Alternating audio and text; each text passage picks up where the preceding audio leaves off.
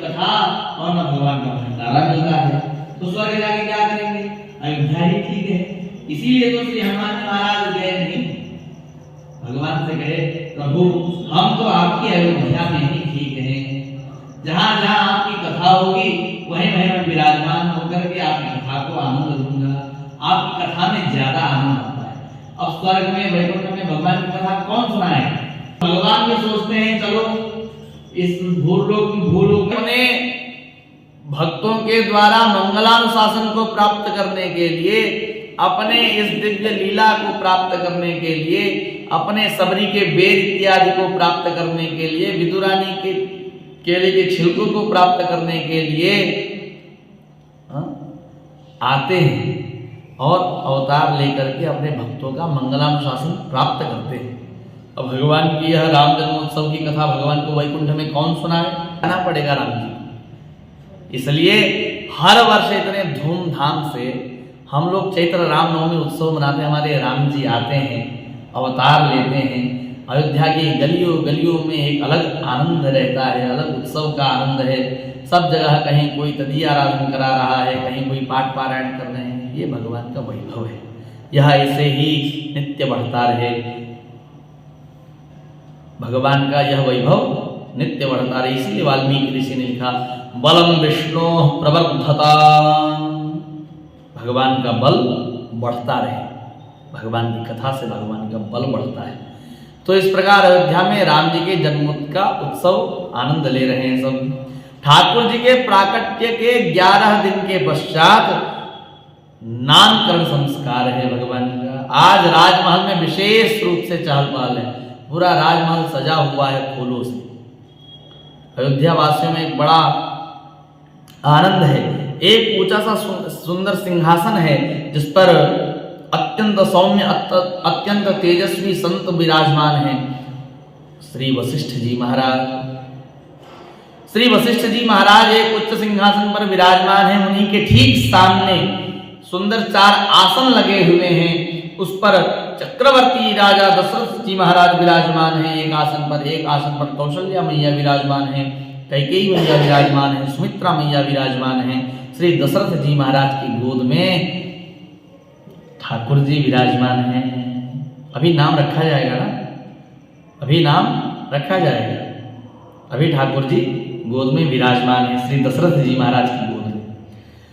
श्री कौशल्या मैया की गोद में, कैकेयी मैया की गोद में सुमित्रा मैया, चारों लाल विराजमान है। अब चारों लाल के नामकरण का यह उत्सव है, तो इसलिए नाम नहीं ले रहे। नामकरण का उत्सव है, नाम रखा जाएगा, फिर नाम का आनंद होगा। तो आज इन्हीं का नामकरण संस्कार है। चक्रवर्ती राजा दशरथ ने गुरुदेव श्री वशिष्ठ से प्रार्थना की है कि गुरुदेव कृपा करके मेरे लालों का नामकरण संस्कार करिए। चक्रवर्ती राजा दशरथ, लेकिन गुरु चरणों में इतनी निष्ठा है, इस प्रकार निवेदन किया है। और गुरुदेव, आज तो वशिष्ठ जी महाराज का भी भाग्य खुला है। आचार्य ने अनुसंधान किया, आज तो गुरुदेव वशिष्ठ भी अपलक नेत्रों से भगवान का दर्शन कर रहे हैं, अपने शिष्य पुत्र को निहार रहे हैं। आत्मविस्मृति हो गई है। मैं कहां बैठा हूं, किस लिए बैठा हूं, कोई सुध बुध नहीं है।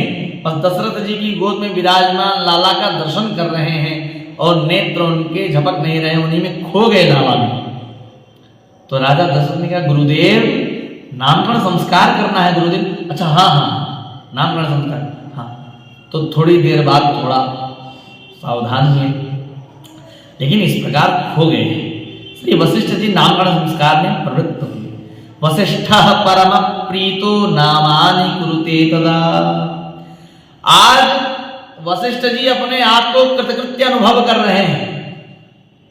सोच रहे हैं पूरे विश्व को बनाने वाले, पूरे विश्व का पालन करने वाले, पूरे विश्व की उत्पत्ति करने वाले श्री भगवान श्रीमन नारायण आज अवतार लेकर के मुझको कितना बड़ा सौभाग्य दिए, जो सबका नाम रखते हैं, जो सबका हिसाब किताब रखते हैं। आज उनका नाम क्या रखना है वह भी आज श्री वशिष्ठ जी महाराज तय करेंगे, ऐसा वशिष्ठ जी अनुभव कर रहे हैं। वह आनंद, वह सौभाग्य पर सोचते, आहा पितामह ब्रह्मा ने आज कितनी बड़ी कृपा की थी मुझे कि मैं कहाँ जा रहा था और मुझे किधर उन्होंने मोड़ दिया। श्री वशिष्ठ जी की भी अपनी एक बड़ी दिव्य कथा है कि वशिष्ठ जी का भी जो अवतार है उसकी भी बड़ी सुंदर कथा है कि ब्रह्मा जी ने अपने पुत्र श्री वशिष्ठ जी से कहा कि वत्स तुम सृष्टि का विस्तार करो। तो वशिष्ठ जी ने भी हाथ जोड़ लिया, कहा कि प्रभु मैं तो अपने बड़े भाइयों का, अग्रजों का, सनकादिकों का अनुगमन करना चाहता हूँ, द्वारा जो दिशा निर्देश है उसी पर मैं चलना चाहता हूँ। मेरे श्री ब्रह्मा जी ने कहा वशिष्ठ मैं तो सोच रहा था कि मैं तुमको बड़ा भाग्यवान बनाऊं, ऐसा भाग्यवान बनाऊं कि वो अभाग्य तो सनकादिकों को भी नहीं मिला है, ऐसा मैं सुना। आप ये क्या कह रहे हैं? तो वशिष्ठ जी ने कहा आपने कि वशिष्ठ मैं तो आपको सूर्य कुल का पौरोहित्य प्रदान करना चाहता हूं। मैं आपसे कहूंगा कि आप सूर्य कुल का पौरोहित्य स्वीकार कर लीजिए। वशिष्ठ जी ने भी ब्रह्मा जी की इस बात को सुना तो बड़ी विनम्रता पूर्वक उत्तर दिया कि आपका वात्सल्य तो मेरे लिए ही है, इसका मैं आदर करता हूँ, परंतु मेरा मन तो उस चरम लक्ष्य की प्राप्ति के लिए ललचा रहा है। उसी के लिए मैं अपने इस जीवन को उसी लक्ष्य की प्राप्ति में लगाना चाहता हूँ। अब मैं इस देह को प्राप्त करके भगवान का भजन करके भगवान को प्राप्त करना चाहता हूँ। तो आप पुनः हमको इस सूर्य कुल के पौरोहित्य में इत्यादि में आप क्यों लगाना चाहते हैं? तो ब्रह्मा जी ने कहा कि भजन करके तुमको भगवान कब मिलेंगे इसका तो कोई ठिकाना नहीं है, लेकिन सूर्य कुल का पौरोहित्य प्राप्त कर लोगे तो यह पक्का है कि जिन भगवान को प्राप्त करने का तुम्हारा मनोभाव है, मन है, वह भगवान स्वयं तुम्हारी गोद में विराजमान हो जाएंगे। भजन करके उन भगवान को प्राप्त करके तुम उस आनंद को प्राप्त कर पाओगे कि नहीं कर पाओगे पता नहीं, लेकिन सूर्य कुल का पौरोहित्य अगर स्वीकार कर लोगे वशिष्ठ तो वह सौभाग्य प्राप्त करोगे जो बड़े बड़े अमलात्मा, विमलात्मा, वीतराग संत महात्माओं को नहीं प्राप्त हो पाता है। वह सौभाग्य तुमको भगवान प्रदान करेंगे। सब्सक्राइब करें इस चैनल को और इस बेल घंटे पर भी क्लिक करें ताकि रोजाना आपको ऐसी वीडियो मिलती रहे।